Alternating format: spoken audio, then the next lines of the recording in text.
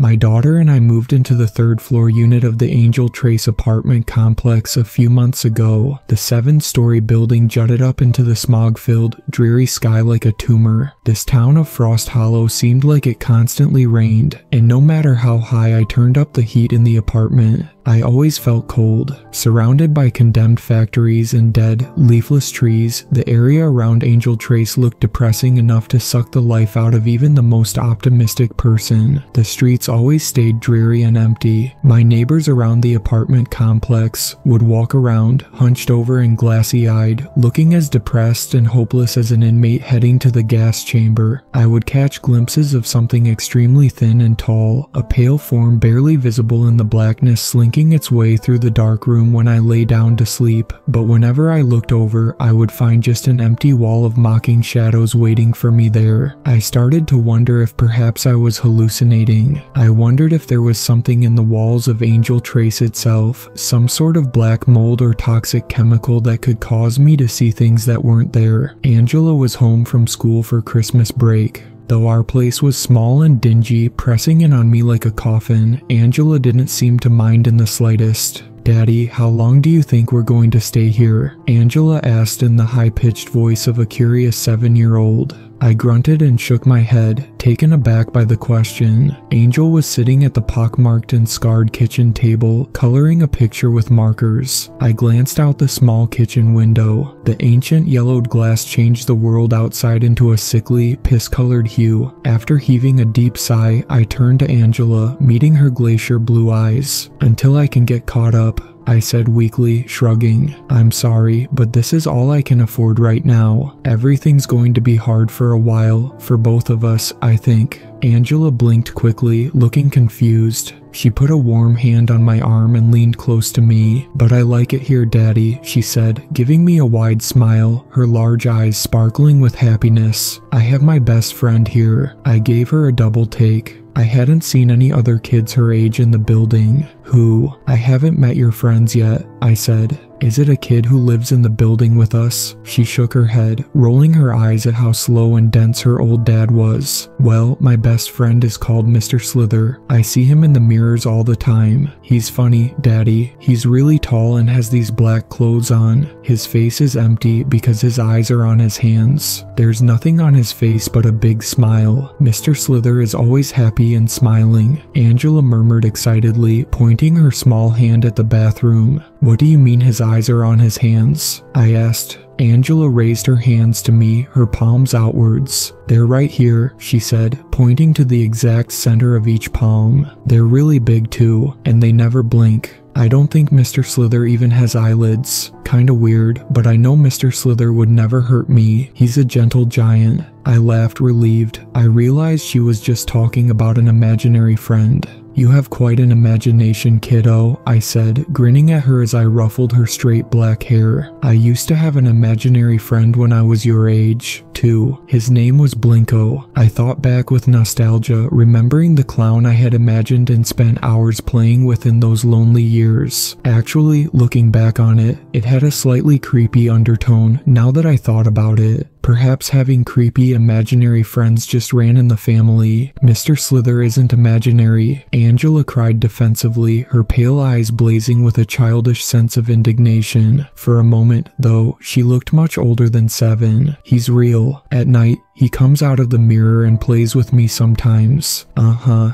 I said, nodding. "Okay, Angela, you're right. Mr. Slither is real. Now go to bed. Santa's coming tonight." I looked down at my watch, seeing it was almost midnight. Christmas would be here soon. After I read Angela a story from Grimm's fairy tales and tucked her into bed, I was sitting in front of a 24-hour news channel, watching the same segments over and over told in slightly different ways. Insomnia had been my constant companion for years, ever since my wife, Angela's mother, had been murdered in our old home. I had come home from mini-golfing with Angela to find a scene from a nightmare. My wife's body had been laying on the living room floor, slumped and leaning against the front door, as if with her last dying strength she had tried to drag herself outside for help. Her throat had been slashed from ear to ear, nearly severing her head from her body. The pool of blood that surrounded her like a mystical aura gave the air a smell of copper and iron, mixed with the reek of panicked sweat. She had been stabbed dozens of times in her chest, neck, and stomach.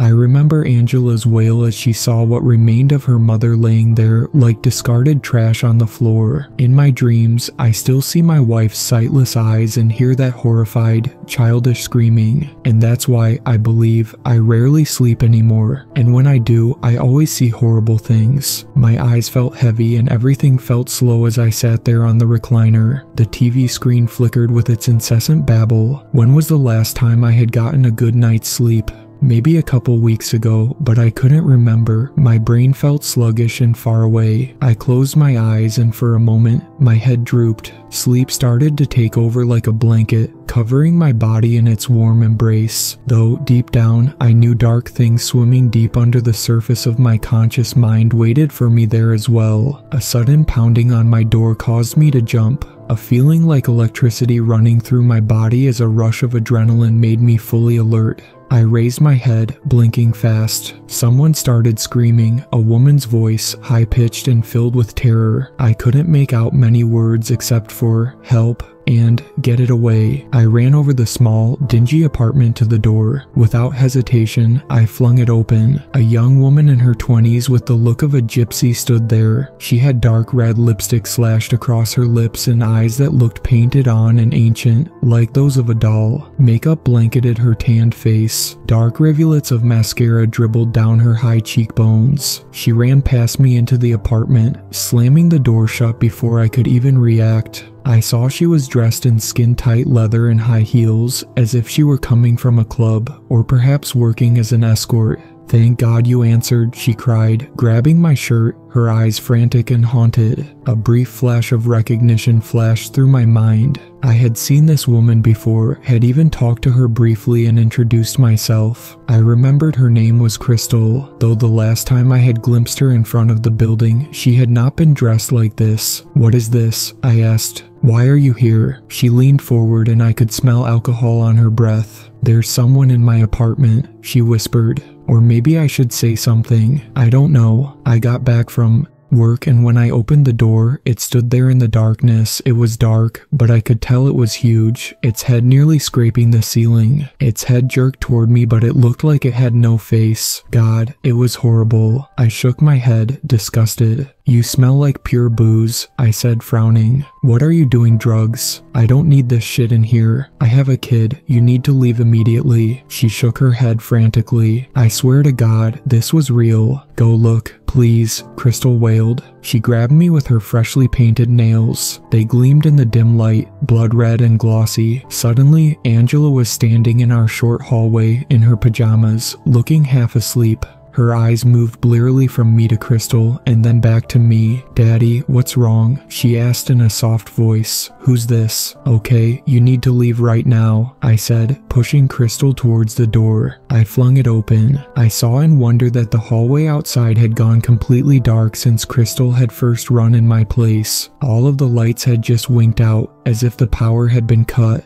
Only a few slivers of moonlight shining through the hallway windows offered any illumination at all. There was a strange smell too, an odor that hadn't been there a minute earlier when I had let Crystal in. It reminded me of a combination of vomit and antifreeze, and it was overpowering. It emanated from the hallway, so thick that I could taste it at the back of my throat. Gagging, I stumbled away from the open door. "Oh God, that's the thing," Crystal whispered grimly next to me. "That's the same smell I noticed when I opened my apartment door. It must be close." Crystal backpedaled away from the threshold that looked in on us like a dilated pupil. She slammed into a wall, knocking a family photo to the floor where it shattered. I continued staring into the darkness, slowly backing away. Something seemed to move in the shadows, like currents of blackness swirling in the void. I heard someone scream from out in the hallway, an old man's quavering voice. There was a pounding of footsteps, then someone ran past my door. I caught a glimpse of a man in a white bathrobe with deep slices across his face and neck. Fat drops of blood collected and scattered over his thin frame as he hobbled forward, staining his bathrobe in spatters and blotches. I heard a predatory shrieking from directly outside, an inhumanly long arm stretched out across the darkness, the pale skin shining like bones in the moonlight. With a cry of agony and terror, the old man got dragged back. The sharp, pointed fingers were embedded deeply in his skin like ticks, creating fresh streams of blood that spurted from the stab wounds. With a rising sense of revulsion and horror, I slammed the door shut. "What the fuck is that thing?" Crystal whispered as tears streamed down her face, smearing her makeup and mascara. Angela whimpered softly behind us. I ran over to her, wrapping my arms around her in a tight hug. "It's okay, baby," I said in her ear. "We're going to get you out of here, I promise." "No, Daddy, you don't understand," Angela said between sobs. "That's Mr. Slither. I don't know why he's doing this, though. He told me he was hungry, but I thought he meant food." I pulled away from her quickly, holding her at arm's length. Her small lips quivered with emotion. Tears pooled in her deep blue eyes. I just shook my head, unbelieving. I pulled out my cell phone, calling 911. It rang a couple times before someone picked up. "We need help immediately," I whispered frantically into the phone, a great sense of relief washing over me. Now at least it would be the authorities' problem, not just mine. "Please, there's something attacking people at— Let me in," a ragged voice hissed on the other end of the line. "Let me in or I'll break in, and that will be very unpleasant for all of you, I can assure you." The thing's voice came across as gurgling and deep, as if some sort of acid had eaten away at his vocal cords. My trembling hand dropped the phone to the ground as the electricity in my apartment cut out, plunging us into blackness. "Is it real?" I whispered in the silence. The dim light of the phone illuminated Angela's face in a ghastly glow. She continued to cry and whimper, apologizing over and over. I stumbled over to her, holding her close. "Baby, whatever's happening, it's not your fault," I said, trying to reassure her. Her small body continued to tremble as I held her. Crystal came over to us, confused. "What's she talking about?" she asked. I shook my head. "It's nothing. It's her imaginary friend, Mr. Slither. She thinks he's come to life and is hunting people or something," I said. Angela pulled away, anger coloring her pale cheeks red. "He's not imaginary," she said, nearly shouting. I winced. Okay, I believe you, but please stop yelling," I whispered, fear gripping my heart. "Whatever kind of animal or whatever that is outside, we don't want to draw its attention." Crystal knelt down in front of Angela, her expression open and believing. "Are you telling the truth, Angela?" Crystal asked. "Have you seen that thing before? Have you even talked to it?" Angela nodded, suddenly looking scared and recalcitrant. "Okay, well, if you've talked to it, did it tell you what it wants?" "It's a who," Angela whispered grimly. "Not an it. His name's Mr. Slither, and he likes to play. His favorite game, though, is hide and seek." I picked up my phone, using the dim light from the screen to see my way. I looked back toward the door, realizing it now stood open. The shadows of the hallway danced and fluttered as I flicked my light in that direction. On the threshold of the doorway, I saw fingers wrapped around the edge, spidery and as sharp as scalpels. The bone-white skin looked so smooth that it didn't seem real, almost like the skin of a mannequin. The hand jerked, twisting towards us. In the center of the palm, I saw an enormous eye. It was as dark as obsidian. It looked from me to Angela to Crystal, and then, slowly, the arm drew back into the hallway and disappeared.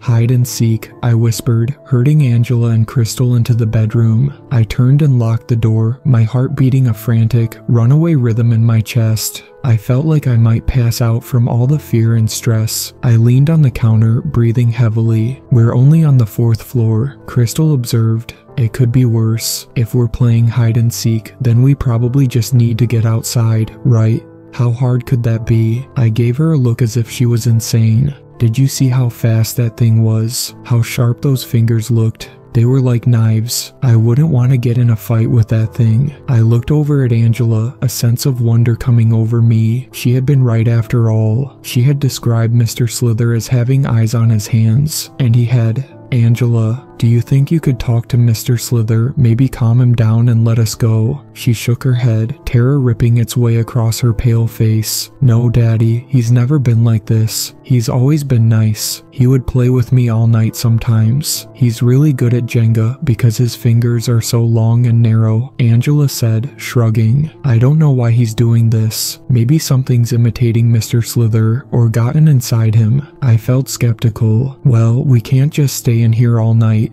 I whispered grimly. "We have to go out." "Why?" Crystal said, almost petulantly. "Why can't we stay in here all night? I'm not going out in that fucking hallway with that thing killing people. Are you totally nuts? Do you want to die?" "No," I said, "and that's why we need to move. If he's playing hide and seek, then he already knows where we are. It's only a matter of time until he comes in here and the game ends for us." As if on cue, I heard a floorboard creaking outside in the apartment. Goosebumps rose all over my skin as if a freezing wind had just blown in the room. While I didn't have any guns, I did have a Bowie knife I had bought for hiking. It had a giant blade and a silver handle that unscrewed to reveal matches and a compass. I grabbed it, my knuckles turning white with tension as I held the knife in an iron grip. The lock on the door started to turn, as if by itself. The door creaked open slowly. Crystal pulled out her phone, shining the light towards the threshold. "Let's do this," I whispered.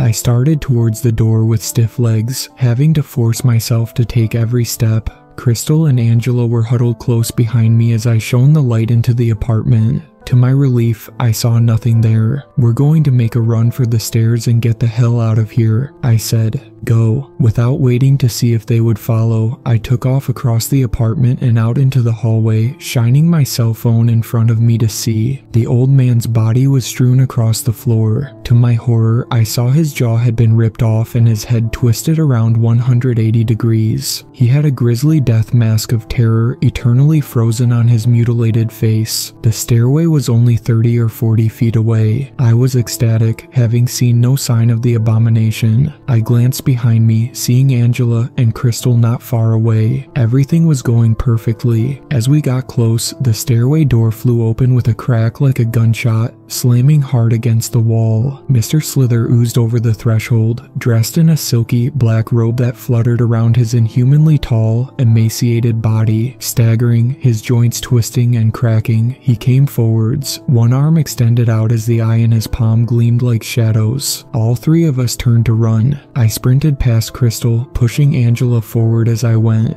We leapt over the body of the old man, blindly turning the corner. From behind me, I heard something heavy fall with a whooshing of breath. I glanced back, seeing Crystal had stumbled over the old man's body. She started crawling forwards as Mr. Slither glided toward his next meal, his bone-white face grinning with pleasure and bloodlust. "Don't you dare leave me here, you fucking asshole!" Crystal shrieked at me as I sprinted away. Then the screaming started, echoing through the halls with incomprehensible pain. We heard Crystal's screams get cut off abruptly. They were followed by a sickening choking, gurgling sound. Shaking and terrified, I pushed Angela forward towards the emergency exit. We spiraled our way down the stairs without looking back. We had a head start on Mr. Slither now, at least, though I didn't know for how long. The pounding of heavy footsteps closed in behind me. I heard Mr. Slither give a predatory shriek that gurgled like pneumonia. Angela and I had made it to the first floor. I smashed through the door, the metal slamming hard against the wall. The exit was so close, just down the hallway. Angela was weeping, and I was praying. Another 40 feet and we would be out.